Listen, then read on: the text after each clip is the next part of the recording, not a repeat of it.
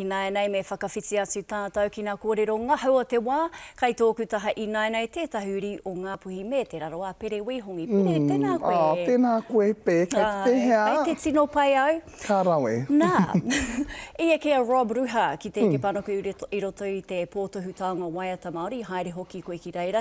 Inainei kai te huri haere i te motu me wana waiata katoa. He hatona pai inainei? E huri haere ana Rob Ruha i tēnei wā tonu, e toru noi ho ngā konohete e toi ana ki aia, ko te tuatahi o era konohete e toru katuki Tamaki Makaurau i tēnei rāmere tonu, whai ake ko whāngarei ka mutu i o tautahi tonu. Engari, tika ana koe, ko ia tētahi o ngā toa whakaihu waka i tērā o ngā pō tukutaonga Waiata Māori Music Awards, nā ko ia te kai whakawhiwhi i te taonga nui o te pō ara te waiata o te tau, mōna mo te waiata Pāremata mene. Nā koea hoki tētahi waku tino waiata o te tau, nō reira mihi ana ki aia. Kei te haere hoki au ki taua konohetea, tēnei rāmere.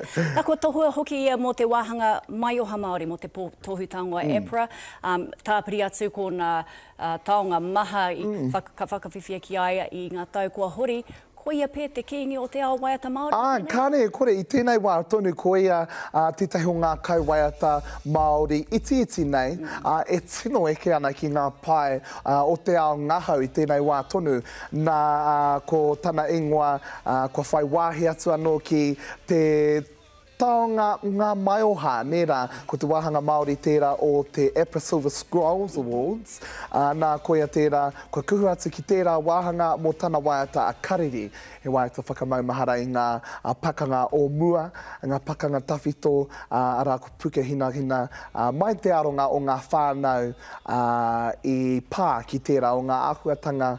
Nō reira, koia tonu te kai waiata, e tino eke ana i tēnei tau, me taku whakapai koia pia tērā ka whakawhiwhia ki tērā taonga āpōpō.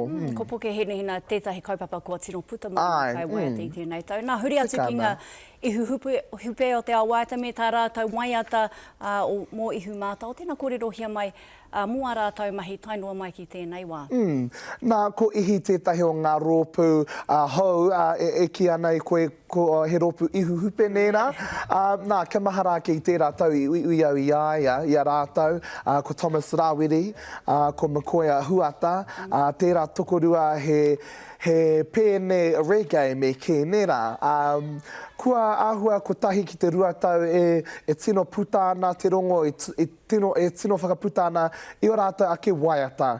Nā kua waimari e rātou ki te whai tūranga ki te wāhanga ngā maioha i te pōtukutaonga o te EPRA Silver Scrolls. Mō tā rātou waiata mana whenua. Ara he waiata whakanui, o tira he waiata tautoko, he waiata tohe, ki ngā whakaharenga i ihu mātau, i tēnei wā tonu e tohe ana te whenua kāinga, o tira te iwi o te waiohua i te whakaetanga a te kaunihera o reira, kia whakatū i wetahi whare, i kōtata i te pātapu o tērā o ngā whenua kāinga. Nō reira, tēnei waiata he momo tautoko, mā te aha hoki i tēnā, hei puta i te rongo mō ngā take Māori, o tira mo te reo Māori tonu. Pē, koe nā noi hona pātai mō tēnei ringa, tērā wā tuku i mō tō haerenga mai. Tēnā koe, Pē. Kia ora.